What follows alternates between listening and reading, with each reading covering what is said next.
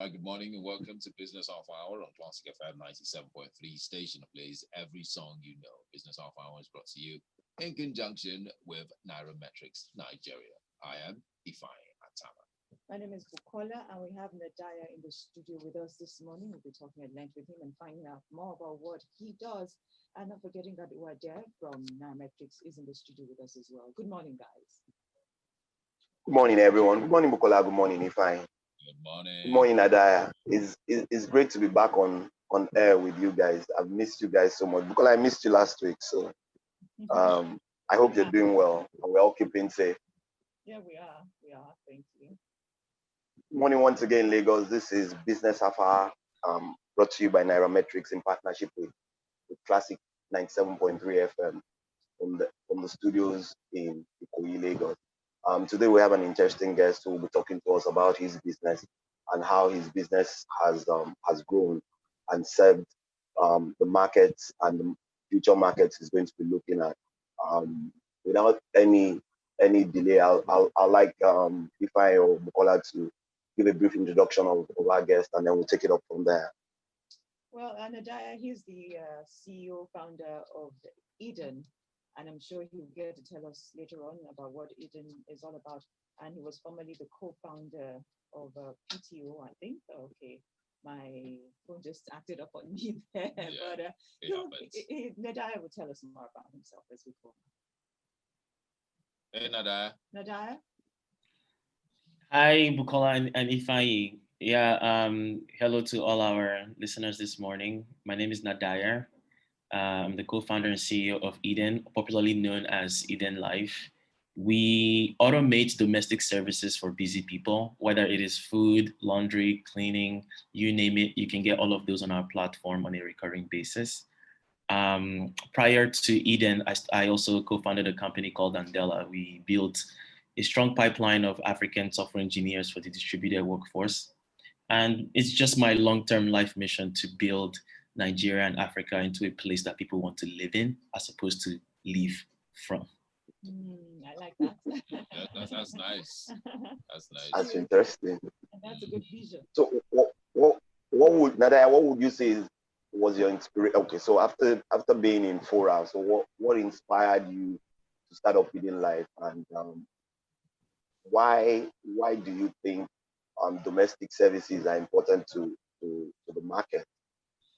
Yeah, so in 2014, I moved to Lagos for the very first time to start Andela, my previous company. And having lived in Lagos for about 5 years, it started to bother me a lot that it was difficult to point to few things that just worked as they should here. Lagos is a very vibrant place to live in. There are lots of exciting people. There's a lot of hustle, but it's also one of the most difficult places I've ever lived in. And so a couple of friends and myself, we started doing urban development research to figure out whether there were things that we could do that could make the way people live just 10 times better than it currently is. Ultimately, we were blocked by money because to build new urban development centers where people can go migrate to and have a better life, you need like tons and tons of capital. So we decided to ask the question a little differently. So we asked, what could we do about present day Lagos that would improve quality of life? And it boiled down to the fact that no matter how wealthy you are, living in Lagos, you would still live like a poor person one way or the other. Like you're still going to deal with the traffic, you're still going to deal with the power outages. And then even when you come into your own home, if you're a busy person and you need things to function, you usually get help from different kinds of people, whether it's maids, your drivers, artisans, whatever. But most of the time, those people are not necessarily trained or well equipped to do the right things at the right time. And so you end up having to spend additional time and effort trying to manage and coordinate. And it's really, really frustrating.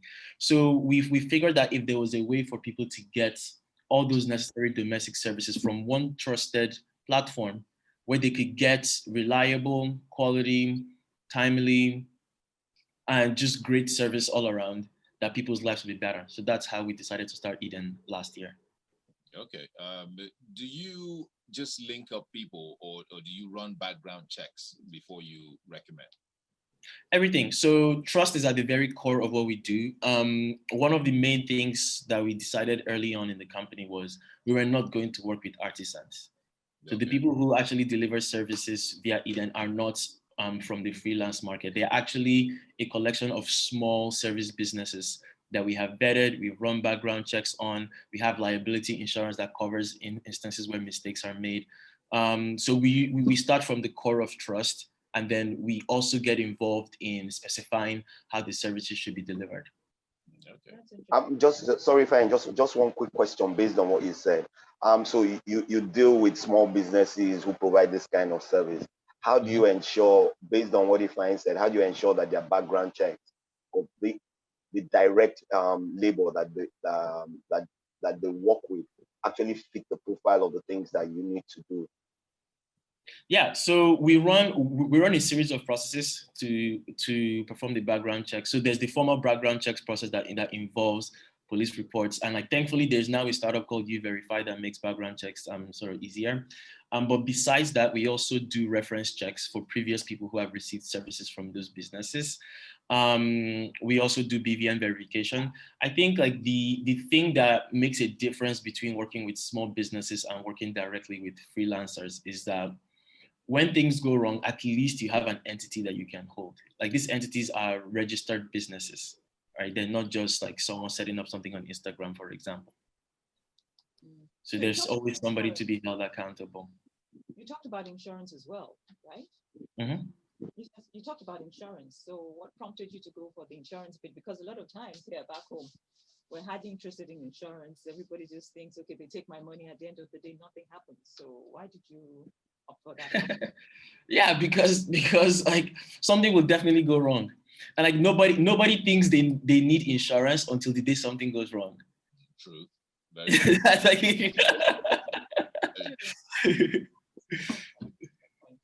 Now you talked about freelancers, and I guess that's one major competition that you need to face. Why? Because if Wade, for instance, is a freelancer and it's going to be cheaper for me to get someone to Ifeanyi and I know him, then why would I use your services? So what's the impact of competition on your business, whether it's local or foreign, and how are you dealing with this?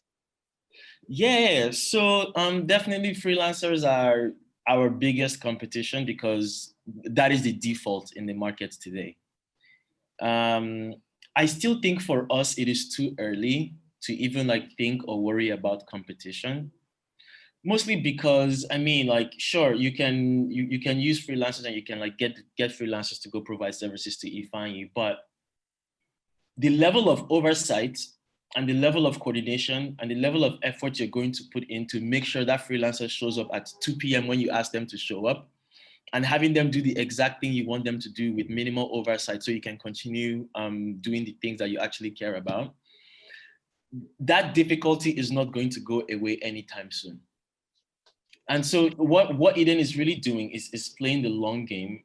We're investing in not just like training our service partners, but we're also investing in tools and equipment because we believe that the reason why people do not deliver the right services are because first and foremost, they're not necessarily well trained. And secondly, even the ones who desire to do a great job are just not as equipped. So I would say for now, like freelancers will continue to be more popular than Eden. And I think people are going to continue to make trade-offs based on cost because they do not know how good Eden is yet. But in the long term, it will be very clear that there's one company that if you use to perform your services, it will get done on time, it will get done the way it's supposed to do, and you literally do not have to think about it while it happens. So and that company, Eden. Keeping up what you're doing in spite of what you think competition holds. Pardon? It's about keeping at what you are doing in spite of what competition holds. Yes, really. So yeah, and pardon? Go ahead. Wanted to say something. Yeah, and I was going to say, within the lens of competition, the way that we look at it is that Eden is going to continue to raise the bar. And we want as many entities as possible to meet or exceed that bar, because collectively, that's what will make all our lives in this country better. All right. So tell us about funding. How has it been like, starting out and because your business is a special kind. You talked about the fact that you were a bit pressed for funding at the beginning. So how have you coped now over time with it all? Yeah, so we're a venture-backed startup. Most of the funding that we've raised till date have been from friends, family, and previous colleagues. And we recently just finished from an accelerator in San Francisco called Village Global. We got some funding from that also. So we're just going to continue on the venture capital route.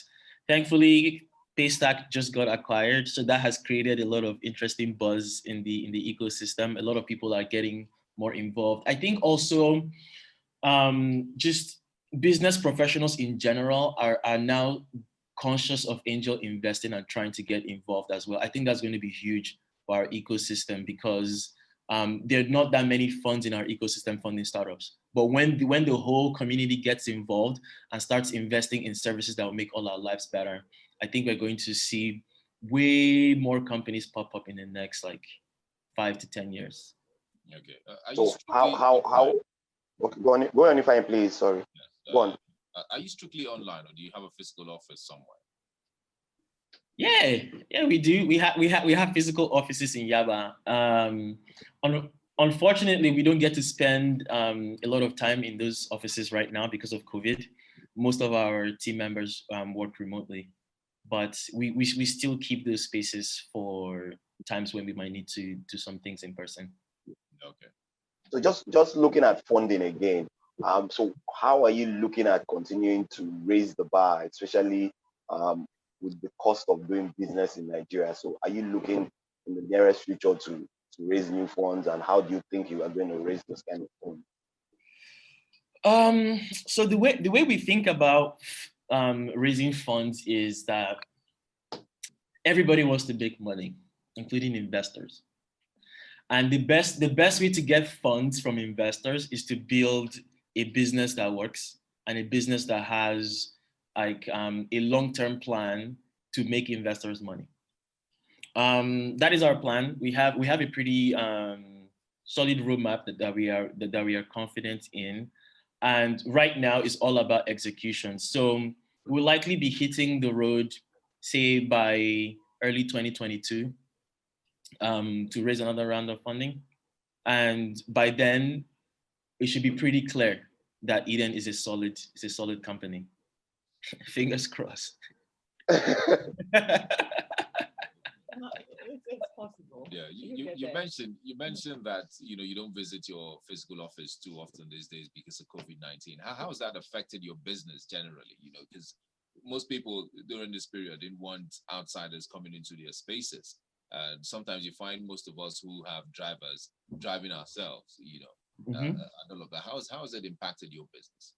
Oh, COVID definitely hit us pretty nicely in the chest, man. So when the lockdowns were first announced, the first thing that hit us as a business was just the effect on our team morale. 'Cause everybody was afraid. There's a lot of negative information going around. Everybody is being extra cautious. We had to decide whether we were going to continue operating or whether we were just going to pause the business during that time. But I think what really gave us the strength and the encouragement to keep going was our customers, because during that lockdown was when we realized how important what we were building really is. People were saying they could not go out to get food anymore. People were saying they did not want to leave their homes at all. In fact, during COVID, we had to launch a new product, which we called the Care Box. The Care Box was a box of curated essential items that you needed in your home, so you didn't have to leave. So there were some grocery items in there. There were some medical supplies in there. There were also some sanitary supplies like your sanitizer and your hand soap and things like that. And our customers really appreciated that we adapted that quickly to give them that sort of thing. Also, our food service skyrocketed during that period because a lot of people just were not leaving their homes to get food anymore. Our cleaning service took a dip because we didn't want to put our customers at risk. We didn't want to put our service partners at risk by sending people into people's homes. So that took a hit. But the growth in the on the food side and on the care box side actually saved our assets. Another another major change that we made because of COVID was typically before COVID, we ran most of our logistics operations on the ride-hailing startups like Uber and Bolt. But because of the lockdowns, those cars were not as available anymore. So we had to revamp our logistics module to now work with delivery bikes like GoCarta. Okay. So there was a downside and an upside as well, because you talked about the cleaning services. Yes, it did. Yeah. You talked about food services. So did it sort of make up for the other? I don't know. Yeah. Like we in net we grew way more than we dipped. And I would say the biggest benefit for us is that we learned how resilient our team was. Like the way both the mental strength and the speed of execution that we had to pull in to make all of these transitions very quickly really has built the confidence of our team, because now we know what we're really capable of. Like throughout that period, we didn't have a single day of downtime. All right. So all of these transitions were made smoothly. All right. After the break, we'll get to talk more about your team. It's Business Half Hour here on Classic FM 97.3. Stay with us. We have Nadayar Enegesi in the studio with us. He's a co-founder of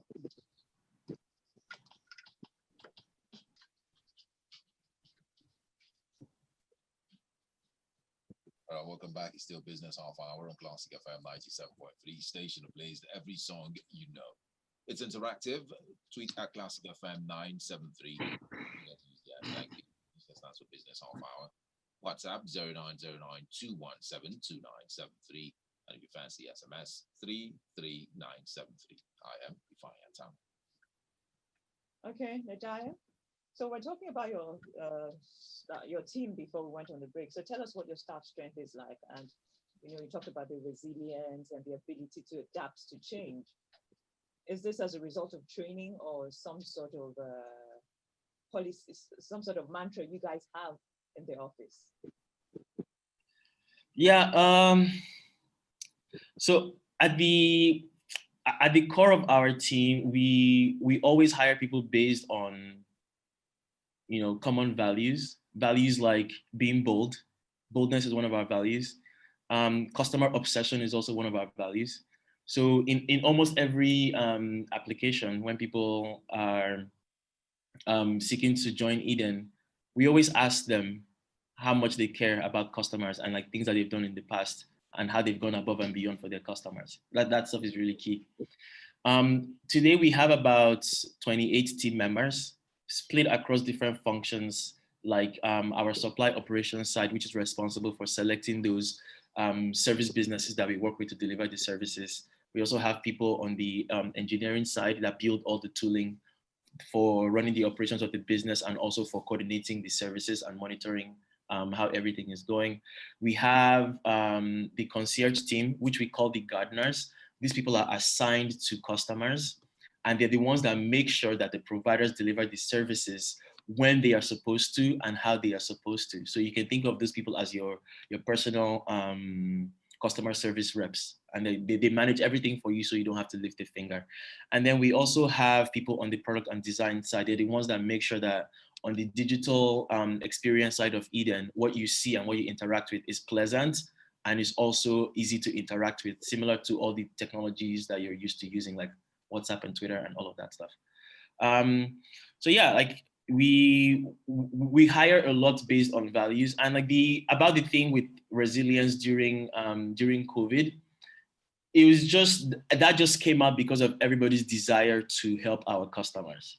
Like we knew that customers are going to be really dependent on us during that period, and everybody was like, well, this is a big challenge. It's time to really step up and make sure that our customers are well taken care of during this hard time. Okay, so with that, so people are very essential to your kind of business. Your business 100%. Is based on a technology platform, and with the seeming gap in in the industry relating to technology and people. How do you bring together these two things to ensure that you can continually develop technology that would work easily for people and be able to provide these services as you go on? Awesome. So the foundation of everything is the service processes. Technology only exists to coordinate it at scale and to also automate the things that are routine. For example, at Eden, if you're on a food plan, you're getting food like every week, right? Imagine if every single time you were supposed to get food on Monday, you had to send a message or place a phone call to place an order. That would get very annoying, and like it is unnecessary work that you have to do. That is an example of something that our technology covers. So the people who are making the food, the people who are receiving the orders, all those people are still there, but that routine process of you choosing what you want to get now becomes automated by technology. So you don't have to do that every single time. You do it once and it just continues running forever. So our goal as a tech company is to continue to build things that automate. Okay. Can you hear us? I think his Yeah, we can hear you. Go on. If we can hear you. Oh, okay. Yeah, good. It's good to have you back. So how do you make the profits now? The interesting part, the money part of it. How do you make the profit? Who pays you? The network of service providers or the end consumer? The end consumer pays us. They pay a monthly subscription. The average subscription is about 36,000 naira a month. We are not profitable. A month or a year? Pardon? A month or a year? A month. So with 36K a month, you can get a range of services. We are not profitable. Surprise. But like profitability is not our short-term goal. Like our short-term goal is to create a sustainable model for delivering great services. And then over time, we're going to work towards being profitable. What are the peculiar challenges that you find in doing this business? Well, the very first one that has just shaped our history is, so you know how we talked about the network of providers that deliver these services? We quickly realized that if you want to build a service business in this market, you cannot just build a marketplace where you're just a tech platform. You have to get involved in the delivery of the service, because when the customer has a bad experience, they're not going to drag the small cleaning company on Twitter. Is the marketplace that they found those people that they're going to drag on Twitter, right? And if we are the ones that are bringing customers, we have a responsibility to make sure that the customers get what they want. So one big challenge that we've had is observing how some of these small service providers do not have the right setup or right business process to deliver quality continuously. So we actually get involved in providing training for them. In some cases, we get involved in providing tools and equipment. For example, there was a laundry company that we worked with. It was like a 3-man shop, and they used to have power outages. So we had to buy a generator for them to continue to give them service uptime. Right. Do we have any questions from our guest listeners on WhatsApp or Twitter or Zoom? Maybe we could take 1 or 2 questions. Okay. Ifemakide says, do you see a threat from smart home technology to disrupt your business model? If you do, what's your plan to incorporate this? Well, it really depends on what we mean by smart home technology. So they're really interesting tech that's out there. For example, if you can set up your own ecosystem of Google Home and Amazon Alexa driven IoT setup in your home. But there will never be a technology that would just like clean your bathroom. At least right now, none of those things exist, right? There's nobody's going to the market to buy robots that will make the food for you, things like that. But our plan is to be that company that is at the forefront of building anything that's going to make your domestic service experience better. So whether it's incorporating some of these existing tools or even inventing some of our own in the long term, that's how we're going to play it. So where do you see yourself in the next 5, 10 years as a business? Nice. In the next 10 years, we see 1 million homes on Eden. Today we have food, laundry, and cleaning services. In 10 years from now, we're going to have about 25 services. We already have a roadmap of these. It's going to include things like plumbing. It's going to include things like groceries. It's going to go as far as even car maintenance. Basically anything that has to do with running your life on the soft side, we're going to take care of it. We also see ourselves in at least 10 cities on the continent, ranging from Lagos, Abuja, Accra, Nairobi, Cape Town, Joburg, Cairo. All of these countries and cities, and also some tier 2 cities across the continent will be there as well. That's huge. All right. How does and I'm looking forward to seeing you all over Africa. If I go on. Yeah. So how does one contact you? Yeah, so you can find our business on our edenlife.com, ouredenlife.com. And we're also on Twitter with the same handle, our Eden Life. We're also on Instagram with the same handle, our Eden Life. So you can find us on those platforms. All right, Nadayar. So this one thing that I always enjoy asking. What exactly is your mantra? What's that word? What makes you keep going all the time? Yeah, for me personally, it's just that I want to be one of the people that makes Nigeria into a place that people want to live in and not live from. So that's the one thing that keeps me going. Like, do you have a famous quote? Not really. You never thought about it. Make Nigeria a place where people can live in and not live from. Yes. Yeah. We should all enjoy living here. Absolutely. And not living from. Yes. Time is never a friend on this show, but it's also as usual. It's been a great show. Thank you, Nadayar, for sharing your experiences, and we wish you all the best as you go on in providing domestic services across Africa. It's time for us to leave again today, but we look forward to being on air next week. So I hand you over back to Ifeanyi and Bukola at the end. This has been Business Afar, brought to you by Nairametrics in partnership with Classic 97.3 FM. All right. Thank you, Ade. Thank you, Ade.